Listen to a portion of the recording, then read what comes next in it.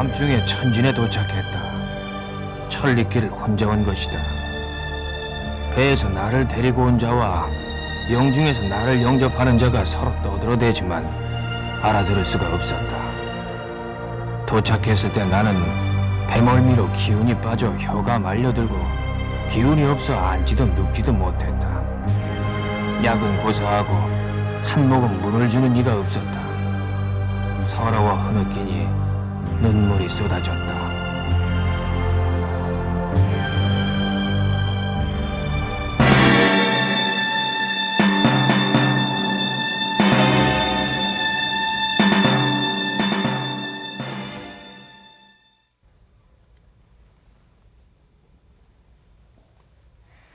대원군처럼 후대의 사람들에게 상반되는 평가를 받는 인물도 드물 것입니다. 천주교도를 학살한 잔인무도한 폭군이요. 또 지나치게 쇄국 정책을 고수함으로써 역사 발전을 저해한 인물이라는 것이 바로 대원군을 보는 부정적인 시각입니다. 한편 밖으로는 프랑스와 미국을 물리치고 안으로는 백성들의 복지를 위해서 개혁을 펼친 인물로 조선 후기 가장 대중적인 정치인이었다는 긍정적인 평가도 있습니다. 비록 대원군에 대한 평가는 이렇게 엇갈리지만 19세기 후반 조선이 넘어야 했던 중요한 역사적 고비마다 대원군은 정치 무대의 전면에 나서서 조선의 운명을 좌우합니다. 1882년 조선은 이모군란이 일어나 커다란 위기에 직면하게 되고 당시 대원군은 조선의 최고 지도자였습니다. 그런데 집권한 지 33일 만에 대원군은 청나라로 납치됩니다. 청은 왜 대원군을 납치했을까요? TV 역사저널 오늘은 대원군 납치 사건의 전모를 알아보겠습니다.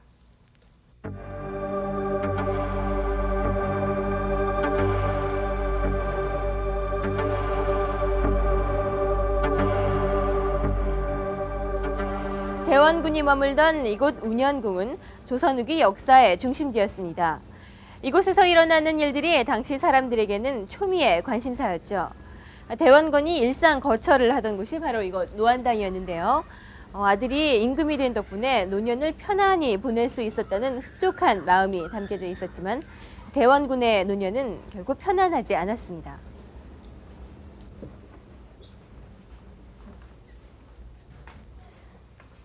네, 이곳은 대원군이 주로 손님을 맞이하던 방인데요. 여기 보면 이렇게 대원군의 집무실이 마련돼 있죠. 그리고 방이 여기 또 하나 있는데 이곳은 대원군이 외교사절단을 맞아서 국가의 중요 정책을 논의하고 또 의논하던 그런 곳입니다. 그런데 이 방은 특이하게도 이렇게 사방에 문이 나 있거든요. 이 문 밖에는 무엇이 있을까요?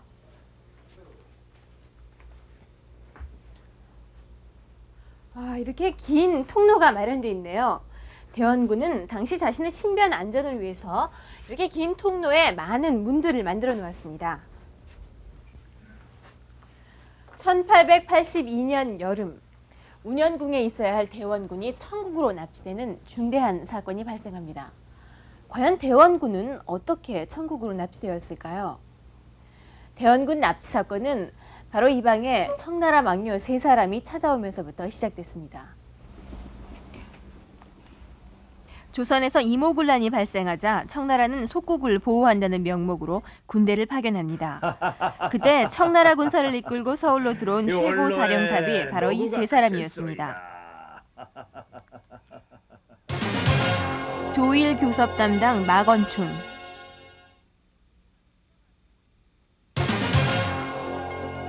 남양 수사제독 오장경, 북양수사제독 정여창.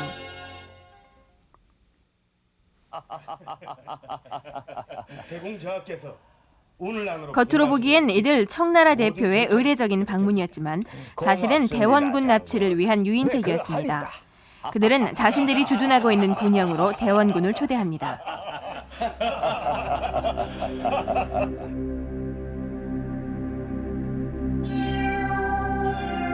당시 주위에서는 대원군의 방문을 만류했다고 합니다.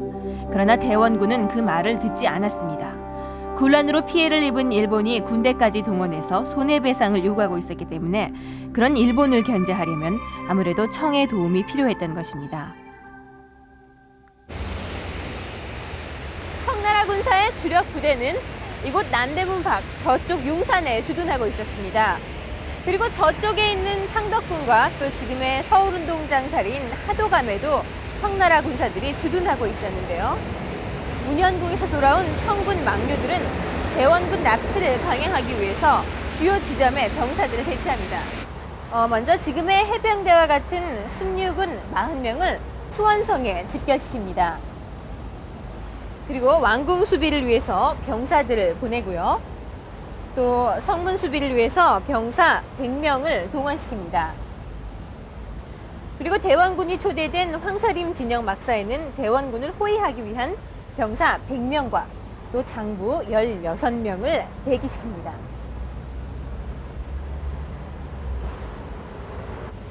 이렇게 모든 준비를 마친 청군은 대원군이 오기만을 기다리고 있었는데요. 대원군이 청군 막사에 도착한 것은 오후 4시가 지나서였습니다.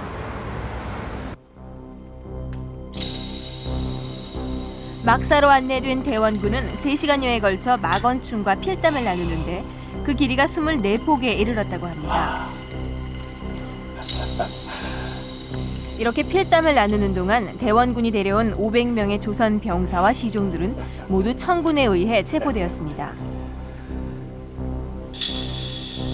그 후 시종 일관 가벼운 대화로 이루어지던 필담이 심각한 분위기를 띠기 시작합니다.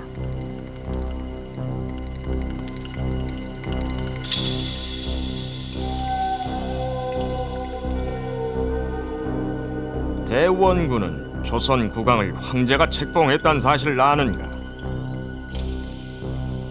알고 있다. 이때 막원충은 전혀 예상하지 못한 선고를 합니다. 군은 군변 이후 정권을 장악하여 정적들을 살해하고 황제가 책봉한 국왕을 궁중에 물러가 있게 하였으니 이것은 왕을 속이고 황제를 우습게 본 것이다. 지금 즉시 천진으로 가서 황제의 처분을 기다리라.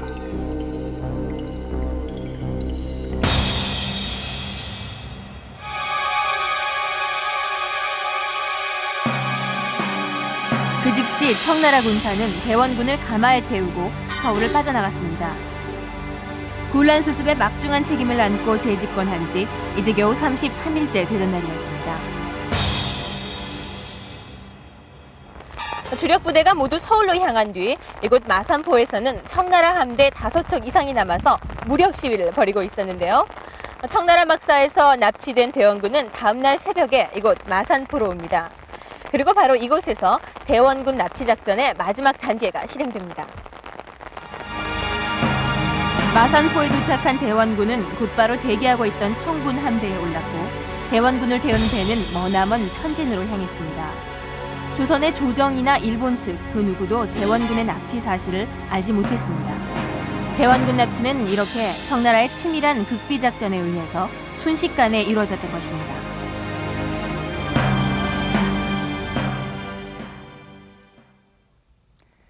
대원군 납치를 강행한 청나라의 명분은 간단히 말해서 대원군이 이모군란의 주모자라는 것이었습니다. 대원군 납치를 이해하기 위해서는 당시 조선 사회를 뒤흔들었던 이 이모군란에 대해서 알아볼 필요가 있는데요. 그렇다면 이모군란은 과연 어떤 사건이었고 대원군은 과연 청의 주장처럼 이모군란의 주모자였을까요?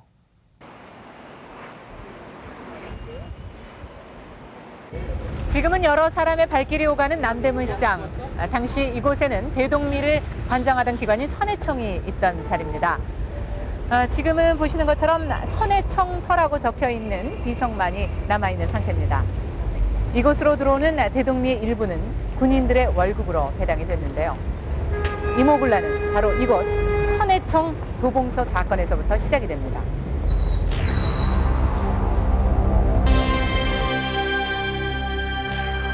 그날 도봉소에서는 13달 동안 급료를 받지 못한 군인들에게 한 달치의 급료가 지급됐습니다. 당시 군인들의 급료는 쌀 9말. 그런데 그날 받은 쌀은 반도 채 안 되는 분량이었고 창고지기마저 무례한 언동을 보이자 화가 난 군인들은 폭동을 일으켰습니다. 도봉소 사건으로 동료들이 포도청에 갇히자 흥분한 군인들은 당시 선해청 당상이었고 부정부패 관리의 상징이었던 민교모의 집을 찾아가 집기를 붙습니다. 세도가 민겨모의 집을 부순 것은 당시로서는 꽤 심각한 사건이었습니다. 군인들은 사태 수습을 의논하기 위해 대원군을 찾아갔습니다. 이때 군인들이 대원군으로부터 어떤 밀개를 받았다고 전해집니다.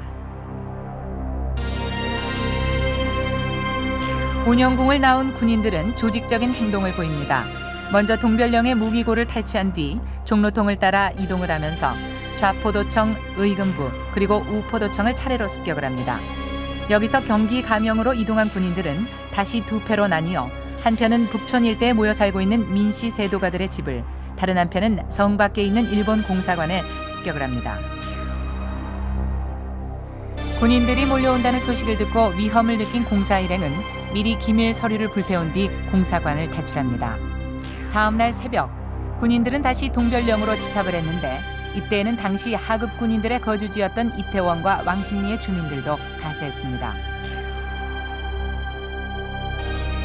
이들이 마지막으로 습격한 곳은 바로 창덕궁, 민비와 그 척족들을 제거하기 위해서였습니다. 간신히 피신한 민비를 제외하고 이곳에서 무수히 많은 민씨 척족들이 살해당합니다. 그 중에는 선해청 당상 민겨모도 포함돼 있었습니다.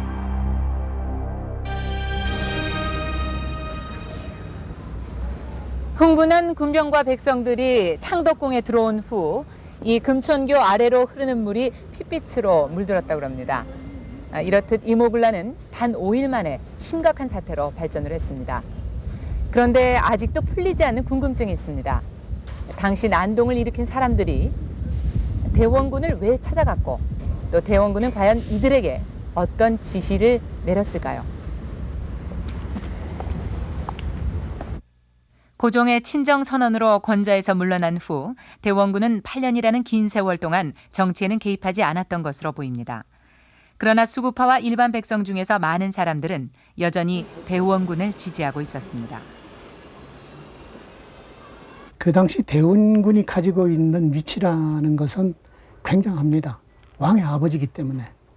그렇기 때문에 어려운 일이나 나라 일을 해결하는데 대원군을 두고 달리 해결 방법을 찾는다는 것은 오히려 적당하지가 않죠. 그렇기 때문에 그 당시 대원군하고 정치적인 코스나 방법이나 이런 것이 전부 반대되어 있었던 민비를 중심으로 한 민씨당을 타도하려고 일어났던 그 군중들이 대원군을 그들의 지도자로 삼으려고 생각했던 것은 거의 당연한 생각이었던 것 같습니다. 대원군이 이모군란에 어느 정도 개입했는지 그 해답을 얻기 위해 당시 군란을 기록한 사료들을 찾아보았습니다. 안녕하세요. 이모군란에 관한 자료가 있다 해서 저희 찾아왔거든요. 어떤 책입니까? 예, 바로 이 임육록이라는 이 자료입니다. 임육록. 임육록은 호조 판서를 지냈던 김병시 대감이 쓴 책으로 이모군란 당시 궁궐에서 있었던 일들이 상세하게 기록되어 있습니다. 그럼 이모군란 당시의 대원군의 모습을 책 안에서 좀 찾아볼 수 있을까요? 예, 여기 이 대목에서 알 수가 있습니다. 네. 뭔가 하면은 어떤 사람이 피를 흘리면 죽어 있었어요. 네.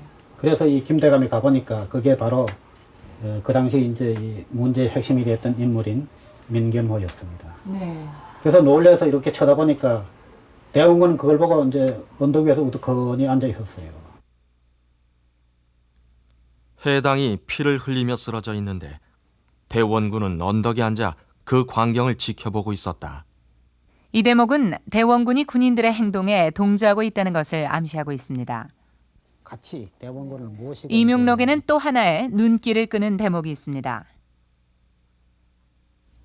그럼 대감이 세도합니까? 너희들의 뜻이 그와 같다면은 마땅히 내가 세도한다. 죄를 면해주면 해산하겠다는 군사들의 요구에 고종 대신 대원군이 직접 방을 써서 보여주며 군사들과 나눈 대화 내용입니다. 이 대목이 좀 석연치 않아요. 만약에 세도를 하게 맡긴다면은 국왕이 맡겨야 될 텐데 군사들이 그렇다면 자기가 세도하겠다 그러니까 이 대목은 이거는 사전에 이제 모의가 됐거나 아니면 사전에 군사들하고 관계가 있는 막 그런 대목이 아닌가 이렇게 생각이 됩니다. 이모군란과 관련된 또 다른 기록을 찾아보았습니다. 남수록은 당시 유생이었던 박주대가 근대사를 주제별로 연구해 놓은 오늘날의 논문과 같은 저서입니다. 먼저 발달이 되었던 선해청 고직의 재상을 밝혀려고 하자 그 대원군이 대처하는 그런 부분입니다. 너희들이 동벼령에 물러가 있으면 여론에 따라 선처할 것이다. 이 말은 군사들의 뜻에 따라 대원군이 선해청 고직을 처벌하겠다는 뜻입니다. 군병들이 대궐에 들어닥치자 대원이가 그러니까 대원군이 속수무책으로 한편으로는 애걸을 하고 한편으로는 깨우치면서 만류하자. 이 군인들이 말하기를 걱정하지 마십시오. 걱정하지 마십시오. 민비와 모든 민씨 일가를 죽인 후 새로운 세상을 만들어 대감과 함께 태평을 누릴 것입니다. 결국 대원군이 군란을 주모했는지는 사료 속에 구체적으로 나타나 있지 않았습니다. 다만 군인들이 그들의 지도자로 대원군을 내세우려 했고 대원군도 군란을 재집권의 기회로 삼았으리라는 것을 추측해 볼 수 있습니다.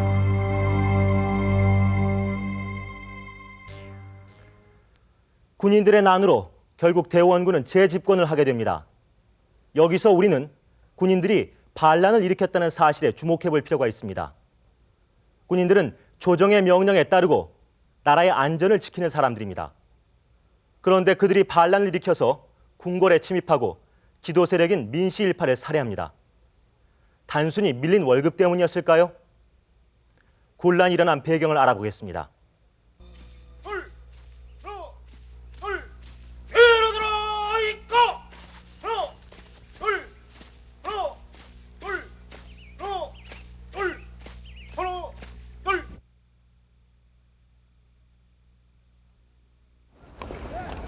당시 조선에는 외별기라는 신식 군대가 있었습니다.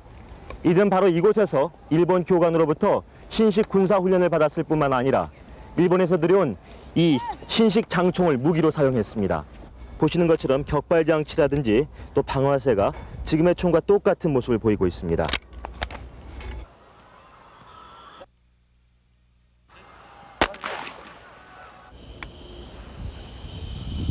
하지만 외별기군에 비해서 숫자적으로 훨씬 많았던 구식군인들은 전근대적인 무기인 화승총을 사용했습니다.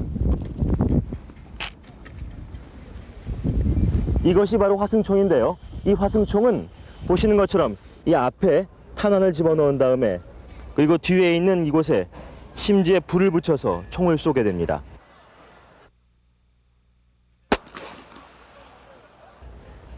이 화승총은 이 신식 장총에 비해서 성능면에서 비교할 수 없을 정도의 큰 차이를 보이고 있습니다. 이런 무기뿐만이 아니라 복장이라든지 처우면에서 큰 차별을 받았기 때문에 구식군인들은 외별기에 대해서 큰 위화감을 가지고 있었습니다. 그렇다면 조선 땅에는 어떻게 해서 성격이 다른 두 개의 군대가 양립할 수 있었을까요? 두 번의 양요를 치른 조선은 부국 강병의 필요성이 절실해졌고 이를 위해서는 군사력 근대화가 무엇보다 시급한 과제였습니다.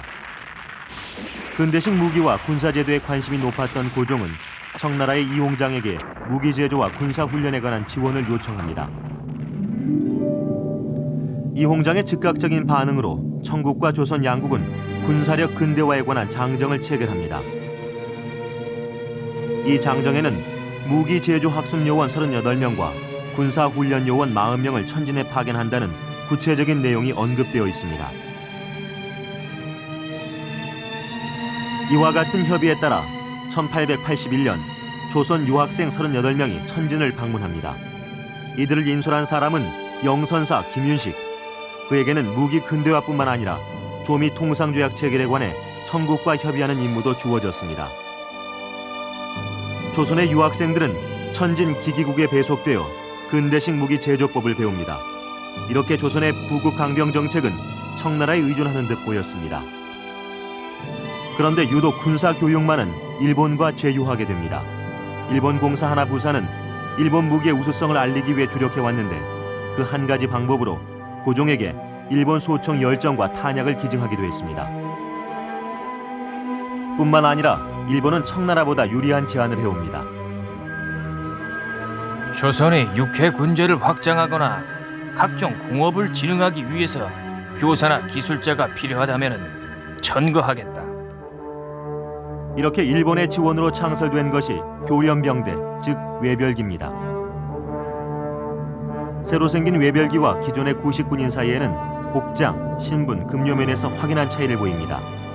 자연히 구식군인들은 이와 같은 근대식 군사제도, 즉 개화 정책을 펴는 지도 세력에게 불만을 품을 수밖에 없었습니다. 하나부사는 외별기 창설을 대단한 성과로 보고하고 있습니다. 아직도 진정한 개혁이라고 말하기 어려우나 이로써 진정한 개혁의 초보가 우리 육군사관의 손에 의해서 개시된 것이다. 그 제국주의 침략의 그 한 여러 가지 모형들이 예를 들어서 경제적인 원조, 무슨 국가의 개발 또는 종교의 포교, 차관 이런 것들로 이루어졌고 또 특히 그 국가의 군사 훈련이라든지 그러니까 군사의 근대화, 형식상의 근대화 이런 것들을 도와주는 그러한 형식을 취함으로써 그러니까 제국주의 침략의 목적을 달성하려고 했던 겁니다. 일본은 조선의 근대화된 군사제도에 영향력을 행사하게 되자 매우 만족했습니다. 그런데 이모군란이 일어나면서 일본은 조선의 군인과 백성들로부터 공격을 받습니다. 지금 제가 들고 있는 이 책은 이모계림사변, 즉 이모군란에 관한 내용이 담긴 일본 책입니다. 당시 일본에서는 조선에서 일어난 군란에 대해서 이렇게 촉각을 곤두세우며 민감한 반응을 보였습니다. 군란이 발생한 후 일본 정부는 어떤 반응을 보였는지 알아보겠습니다. 이모군란 당시 공사관을 불태우고 인천으로 피신한 하나부상 일행. 그들은 인천까지 쫓아온 조선인들에게 6명이 사망하고 5명이 부상당하는 피해를 입습니다. 극적으로 조선 탈출에 성공, 나가사키에 도착한 하나부사 일행은 조선의 군변 사실과 일본인의 피해 상황을 외무성에 알립니다. 당시 신문들은 이 소식을 후회로 보도하고 있습니다.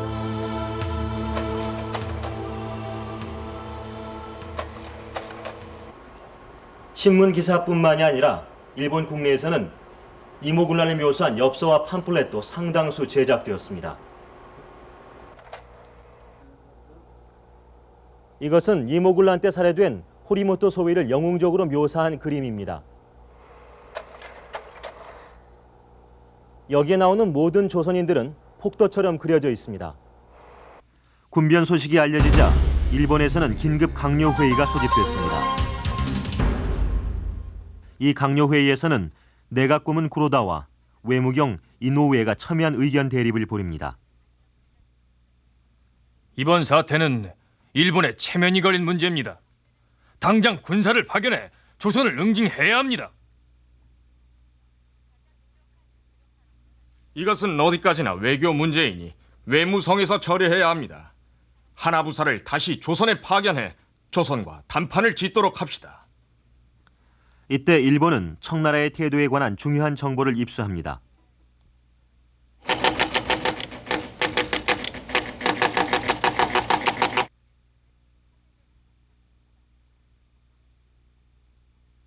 청나라의 태도를 확인한 일본에서는 다시 강요회의가 열립니다. 지금까지 우리는 조선을 독립국으로 인정해왔습니다. 청이 계속해서 속국을 주장한다면 우리도 강력한 대응을 할 수밖에 없습니다. 이렇게 일본 국내에서는 청나라에 대한 개전 분위기가 고조되어 가고 있었습니다. 강요회의의 결정에 따라 군함 4척 그리고 1,500명의 병력과 함께 하나부사는 제물포로 향했습니다. 그런데 일본의 행동에 대해 서구 열강의 반응이 좋지 않았습니다. 당시 영국계 신문 저펜 가제트는 조선은 청의 속국인데 독립국이라고 주장하는 것은 설득력이 없다고 일본을 비난하고 있습니다. 여기에서 이제 등장한 것이 바로 요상 문제론을 대외 명분으로 하는 대청 개전 정책이었습니다. 이것은 이모군란을 통해서 일본이 입게 된 여러 가지 피해에 대해서 조선 측에 일본이 보상을 요구하고, 그리고 그 보상을 요구할 경우에 도저히 조선 측이 받아들일 수 없는 그러한 요구를 함으로써 자연스럽게 조선, 그리고 조선을 지원하는 청과의 전쟁으로 몰고 가려고 하는 그러한 그 의도 하에 이러한 개전 논의를 갖다가 내세우게 됩니다. 이렇게 일본이 유리한 대응책 마련에 골몰하고 있을 때 상황을 급변시키는 전문이 도착합니다.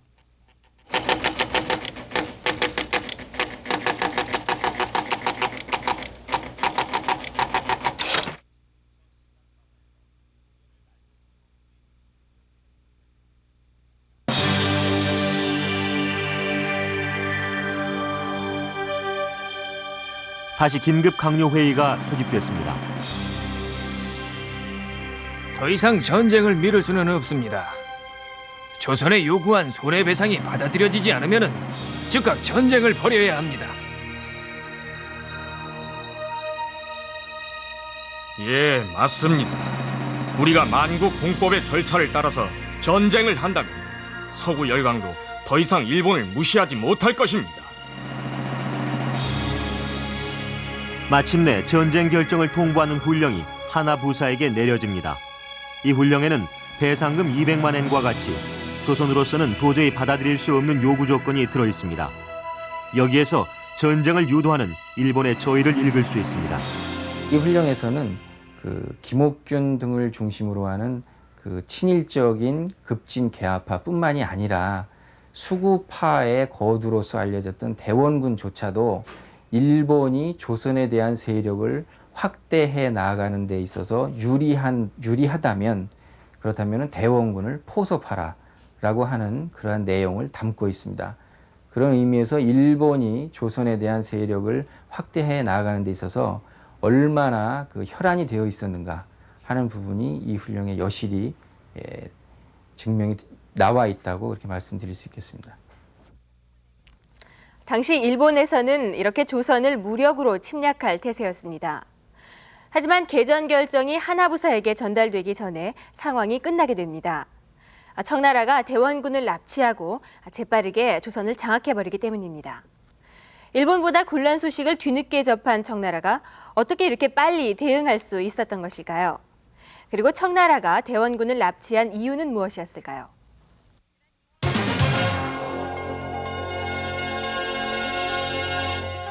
일본 주재 청국공사 여서창은 본국으로 한 장의 급전을 띄웁니다.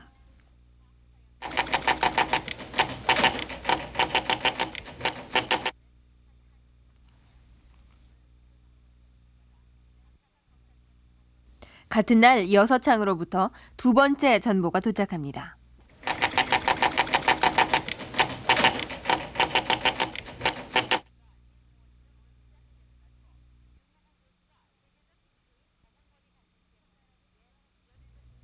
청나라는 이와 같은 소식을 접하고 조선의 정세를 파악하기 위해 긴급히 당시 천진에 머물고 있던 김윤식을 부릅니다.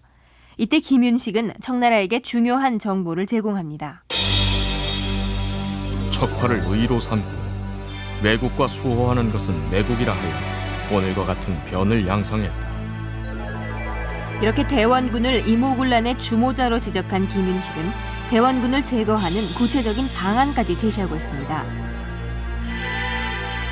운현궁을 포위한 후 조대비의 명을 받아서 군란을 일으킨 죄목으로 대원군에게 사약을 내린다.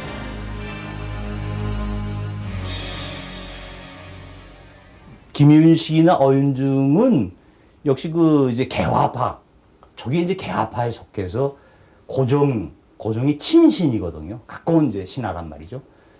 그러니까 개화파라고 하는 거는 이제 개화를 위해서 이제 그 고종의 뜻을 받아서 이제 그 소위 근대화의 이제 초기 그 주역들이란 말이죠.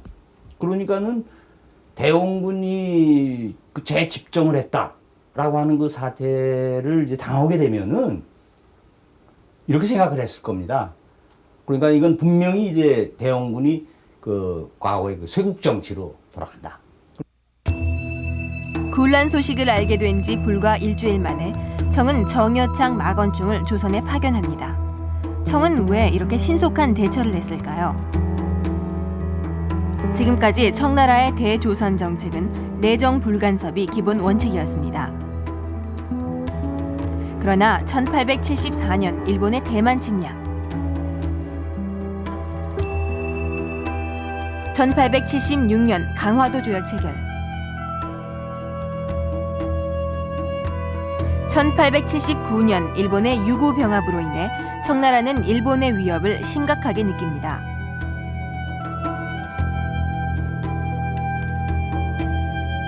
그래서 지금까지 고수해왔던 대조선 정책을 수정하고 이용장을 통해 새로운 정책을 추진하게 되는데 이것이 바로 열국입약 권도책입니다. 즉, 조선이 서양 여러 나라와 통상 조약을 맺게 하여 일본의 위협을 견제한다는 이의제의 방책이었습니다. 이용장은 영중추 부사 이우원과의 개인 편지를 통해서 서구 열강과 통상 조약을 맺을 것을 꾸준히 권유하고 있습니다. 이용장의 집요한 권유에 의해 조선은 이모군란이 일어나기 한 달 전 영국, 미국, 독일과 통상조약 가조약을 체결합니다. 1882년 그 6월의 시점에서 보면은 청이 조선에 발했던 정책 이게 이제 실현이 됐단 말이죠.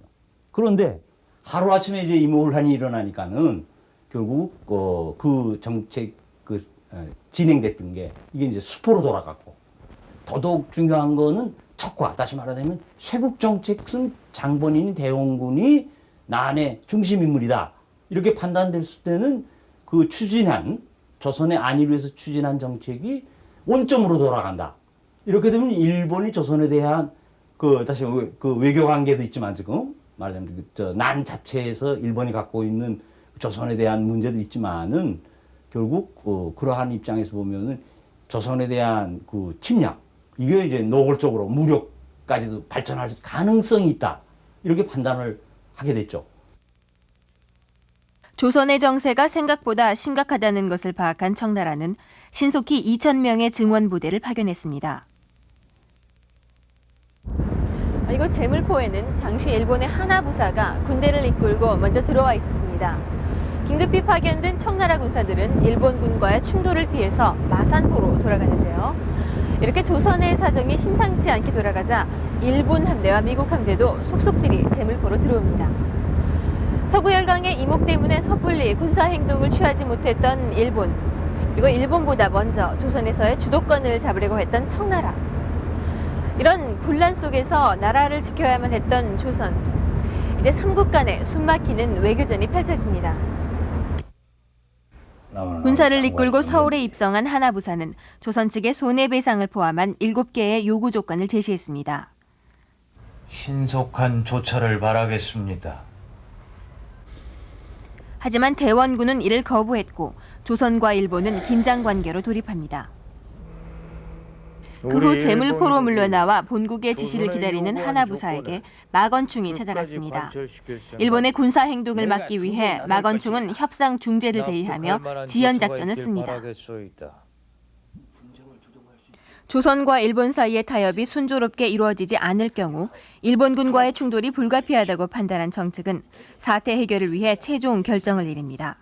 그것이 바로 대원군 납치였습니다.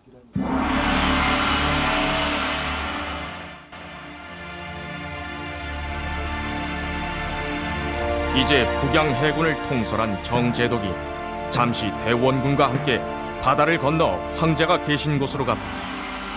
그런데 행차가 갑자기 있었으므로 너희들 상하 신민이 이 뜻을 알지 못하고 함부로 의심과 공포에 사로잡혀 원나라에서 고려의 충선왕과 충해왕을 잡아간 전례와 같은 것으로 생각한다면 황제의 높고 깊은 뜻을 저버리는 것이다.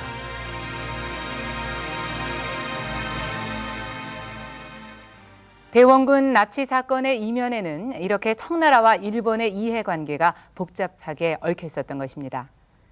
그렇다면 청으로 끌려간 대원군은 그곳에서 어떤 생활을 했으며 또 대원군이 떠나간 조선은 과연 어떤 운명에 처하게 됐는지 알아보겠습니다. 천진으로 납치된 대원군은 이홍장으로부터 사문을 받습니다. 사문, 그것은 대원군이 어떤 죄를 지었고 청나라가 그 죄의 진상을 조사한다는 뜻입니다.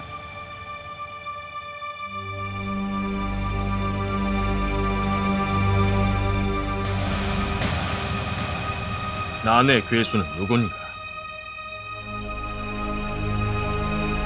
모른다.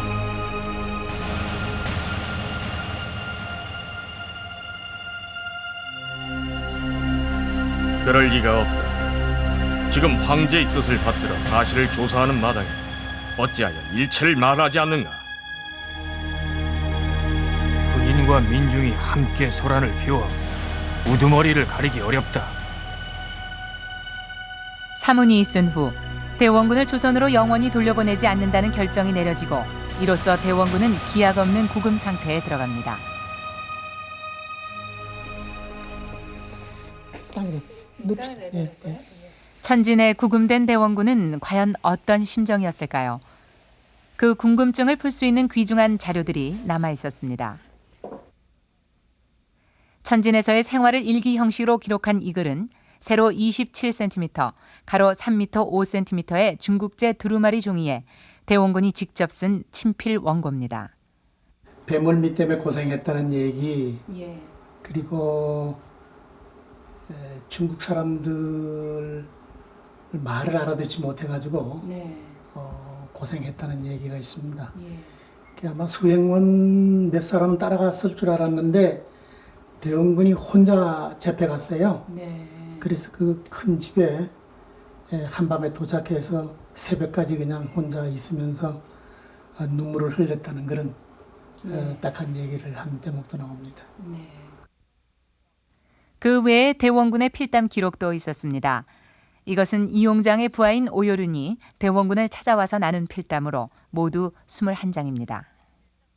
당신이 아직도 나라를 다시 만든다면은 양놈들이 오는 것을 못 오도록 막아낼 수 있겠습니까? 이렇게 묻습니다. 그러니까 대원군이 오늘의 정세는 외나 양을 이렇게 배척할 것이 아니라 서로 화합하고 협의해서 이렇게 착하게 지내는 것이, 서로 화합하는 것이 만전의 지책이다. 만전의 책이다. 이렇게 얘기를 합니다. 그러니까 대원군이 위정척사의 인물처럼 그렇게 됐던 것이 여기에는 이제는 세계 만국과 다 평화롭게 살아야 된다는 그런 생각으로 바뀐 것을 여기에 표명하고 있습니다. 이 내용을 통해 청나라가 계속해서 대원군의 정세 판단을 엿보려 했음을 알 수 있습니다. 이렇게 대원군이 천진에 구금돼 있는 동안 조선에서는 어떤 일들이 벌어졌을까요? 대원군 납치 후 청이 가장 먼저 취한 조치는 철저한 무력 행위였습니다. 이모군란의 잔당 진압이라는 명목으로 이태원과 왕십리 일대에서 청군은 무차별적인 탄압을 전개합니다. 또한 청나라는 일본의 개입을 무마하기 위해 서둘러 제물포 조약 체결을 성사시킵니다. 제물포 조약은 개항 이후 일본이 조선에서 꾸준히 얻어내려 했던 통상 이권을 그대로 수용한 것이었습니다. 제물포 조약과 함께 조선은 이번엔 청나라와 무역 장정을 체결을 합니다. 내용을 한번 볼까요? 이번에 체결한 수륙 무역 규정은 중국이 속국을 우대한 것이고 우호 관계를 가진 각 나라들도 마찬가지로 다 이득을 보도록 하는 것은 아니다. 이것은 조선이 청의 속국임을 표방하면서 청나라가 통상 이익을 독점하겠다는 것을 의미하는 것입니다. 자, 여기서 이 무역 장정에 눈여겨봐야 할 대목이 또 하나 있습니다. 중국 상인이 조선의 양마진과 서울에 들어가서 영업소를 차려놓을 수 있도록 허락한다는 그런 대목입니다. 청나라와 일본도 서구 열강과 통상조약을 맺었지만 수도에 외국 상인이 들어오는 법은 없었습니다. 유일하게 조선의 수도인 서울에만 프랑스, 영국, 미국, 청나라, 일본의 상인들이 들어왔던 것입니다. 상권 침투뿐만 아니라 청나라는 독일인 밀렌도르프와 마건상을 고문으로 임명하여 조선의 내정에도 깊숙이 관여했습니다. 그 외에도 당시 20대였던 원세계는 조선의 군권을 장악하고 새로운 신식 군대를 양성을 하는데 이것이 바로 청별기입니다. 조선은 그야말로 청나라의 막강한 영향력 아래 놓이게 된 것입니다. 중국이 노린 것은 대원군을 제거하고 한국의 문제를 가지고 일본과 거중 조정을 한다는 그런 생각을 넘어서서 한국의 문제를 완전히 중국이 장중에 집어넣는 그러한 그 계획으로 봐서는 대원군을 납치해 간 것이 충분히 달성됐다고 볼 수가 있죠. 그런데 갑신정변이 일어나고 또 민비 세력이 러시아와 친밀한 관계를 보이자 청나라는 대원군의 환국을 결정합니다. 그들을 견제하기 위해선 대원군이 필요했던 것입니다. 1885년 겨울, 대원군은 드디어 운영궁으로 돌아왔습니다. 납치된 지 3년 6개월 만의 일이었습니다.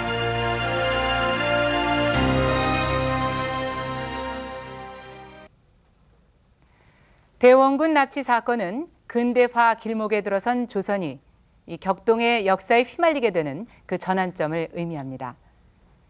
대원군이 납치된 후 조선은 결국 청나라와 일본의 세력 다툼장이 돼버리고 맙니다. 이로 인해서 조선은 근대화와 부국강병이라는 역사적인 과제를 수행함에 있어서 큰 차질을 빚게 됩니다. 이런 결과를 낳게 한 원인은 두 가지로 파악할 수 있습니다. 먼저 청나라와 일본은 당시 서구 열강이 보여주었던 식민지 정책을 그대로 실천하려고 했고 그 대상이 조선이었던 점, 그리고 또 한 가지 원인은 조선의 지도 세력이 개화 정책을 추진하는 데 있어 무엇보다 중요한 민심을 얻지 못했다는 데 있습니다. 납치 사건으로 인해 대원군의 2차 집권은 33일 만에 막을 내리게 됩니다. 만약 대원군이 납치되지 않았다면 조선의 운명은 어떻게 바뀌었을까요? 그것은 아무도 예측할 수 없을 것입니다. 그러나 분명한 것은 조선으로 돌아온 대원군은 이후 끊임없이 청나라와 일본의 정치적 이용물이 된다는 사실입니다. TV 역사저널 여기서 마치겠습니다.